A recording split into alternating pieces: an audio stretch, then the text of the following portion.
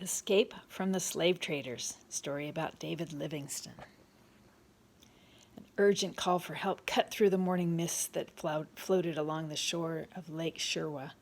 Two young African boys, Wiktani and Chuma, had been captured by slave traders, but the desperate cry would never reach their village.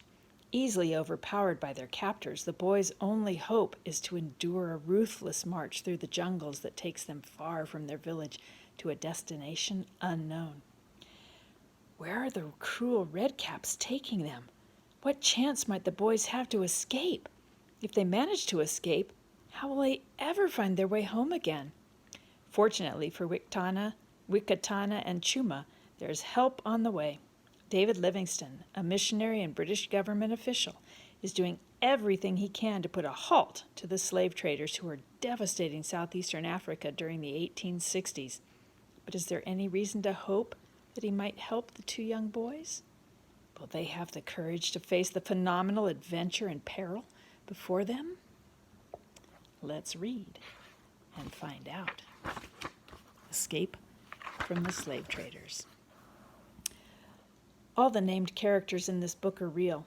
Though greatly simplified, the story draws from events in David Livingstone's second trip to Africa, the Zambezi expedition, and concludes by incorporating elements from his third expedition. Further details on how history has been condensed and simplified may be found in the More About David Livingstone section at the back of this book. So here we go. Red Caps in the Mist.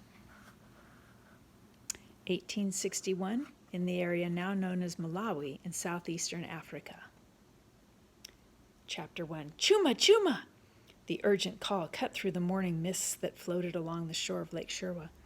Why is Wikatani yelling at me again? Wondered Chuma. He thought the older boy bossed him around too much, especially so early in the morning. What was the hurry this time? They'd get the village sheep to pasture soon enough, well before the African sun rose high enough to drink the few drops off the tender blades of grass. Chuma, help! And then Wikatani's voice was choked off as though he were gagging on a ball of wool. Chuma swung his staff at the heels of the last lazy sheep. The sheep leaped ahead to catch up with a flock that stretched around the bend of the lake shore and disappeared into the mist. Wikatani's always in a hurry, Chuma thought. What difference does it make whether the sheep eat along the trail or in the pasture? Still, he couldn't remember Wikatani's voice ever sounding so urgent. That's probably why. Instead of trying to push his way through the flock of sheep, Chuma ran out into the shallows of the lake to get around the woolly animals. The cool water splashed high over his body with each step until he hit a hole and suddenly sunk in the water up to his neck. Chuma was a good swimmer, and there was no danger, but he grabbed quickly at the folds of his clothes to make sure the yam he had hidden there for lunch was still safe. He also checked to see that his drinking gourd still hung from the cord around his neck. He swam strongly until his feet touched bottom again, and he waded to shore. With a brief scramble that dislodged sand and gravel, he made it to the top of the bank and plowed through the tall grass to a point where he could again meet the trail. He paused to scan the trail and listen for Wikatani. Straight ahead of him, through the fog, he thought he could make out his friend, but who were the strange men? And what was wrong? Wikatani looked as if he were fighting for his life. One man held him securely from behind while another man tried to bind the boy's feet with cords. Frightened, Chuma barely held back a scream. What should he do? Should he rush to the attackers and try to free his friend, or hold back until he figured out what was happening? Just then Wikatani must have bitten the hand of the man who held him, because the man yelped, and Wikatani began yelling again, Chuma, Chuma, run for help! Quickly the man clamped his hand back over Wikatani's mouth and looked at Chuma. Chuma stared in disbelief and shock as the stranger's fierce eyes locked on him, but only for a moment. Chuma spun around to run back down the lake shore to their village, but he was not fast enough. A third man who had hidden in the tall grass jumped out and faced him with a spear pointed right at his heart. Chuma froze in his tracks before he noticed that the man's spear had no point and looked more like a sawed-off canoe paddle with the handle pointed toward him. Chuma thought of diving into the lake. Not many people could outswim him.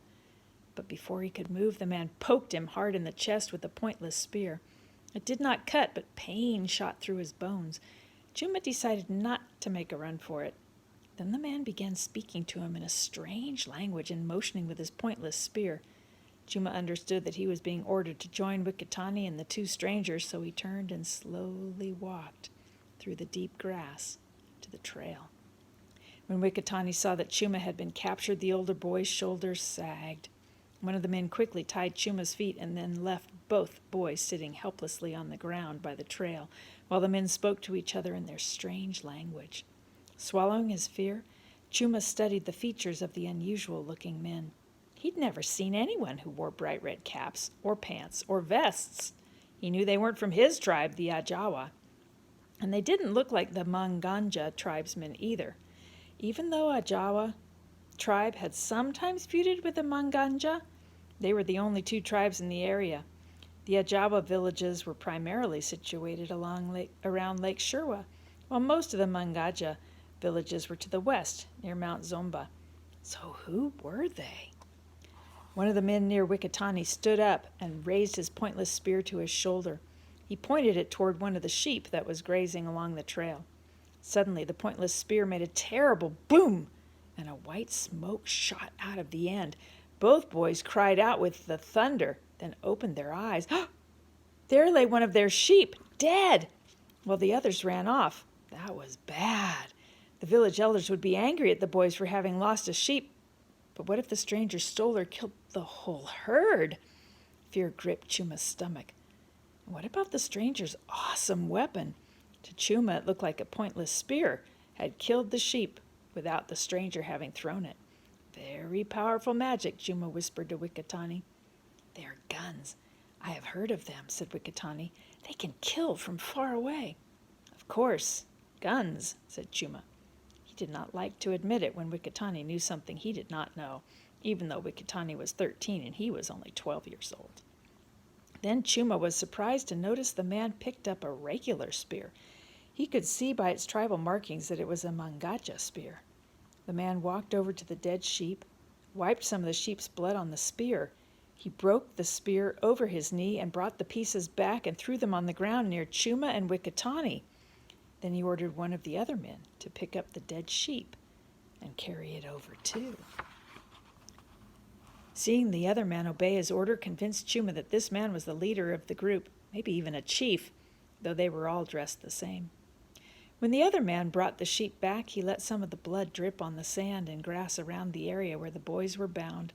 Chuma did not understand these strange actions, but it was getting scarier by the moment. Were they performing some kind of magic?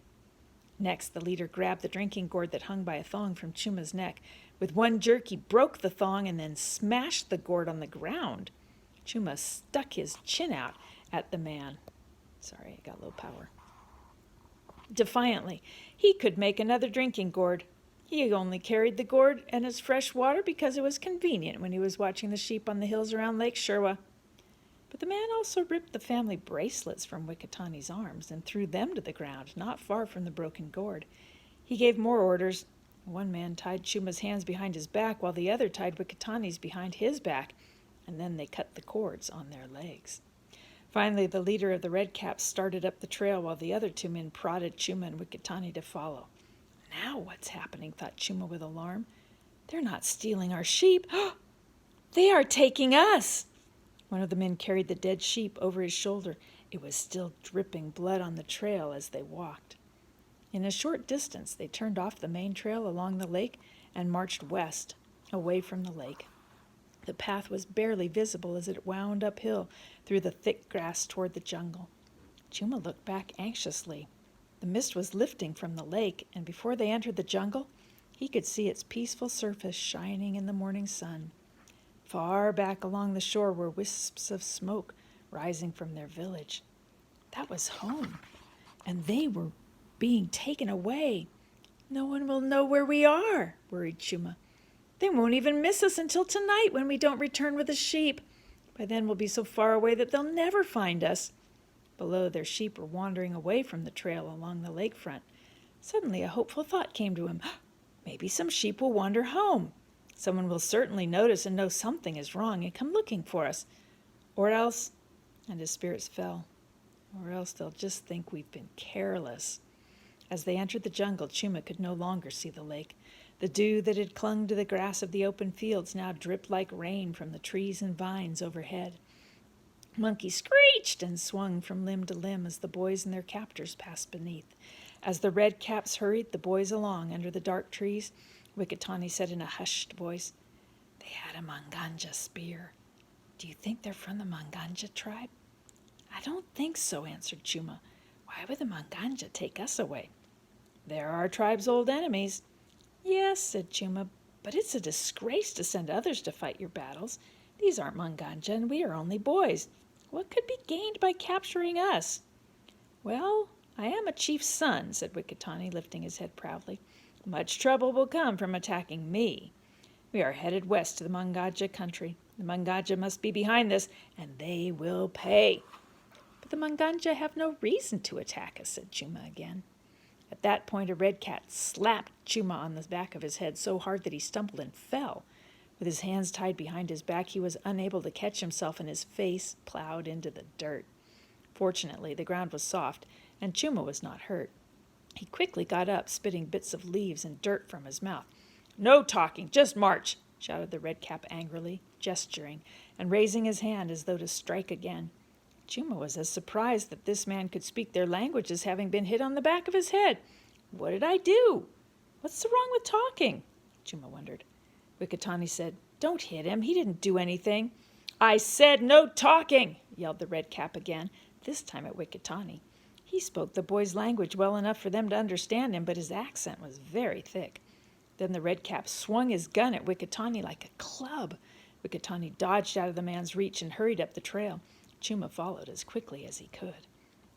By noon, Chuma was feeling hungry and thirsty. Safely tucked in the folds of his loincloth was a small cooked yam that his mother had set aside for him to eat while he herded sheep. He longed to take it out and eat it, but his hands were tied. Besides, he was afraid that the redcaps would throw it away, as they had his drinking gourd. Plodding along the jungle trail, Chuma's thoughts kept returning to the house with its sturdy mud walls and thatched roof where he lived with his father and mother and 3 little sisters. He wanted to be brave, to face this difficulty like a man, like his father, but he kept thinking of his mother. "Who'll fix my food?" he wondered, even though he knew that wasn't his worst problem at the moment.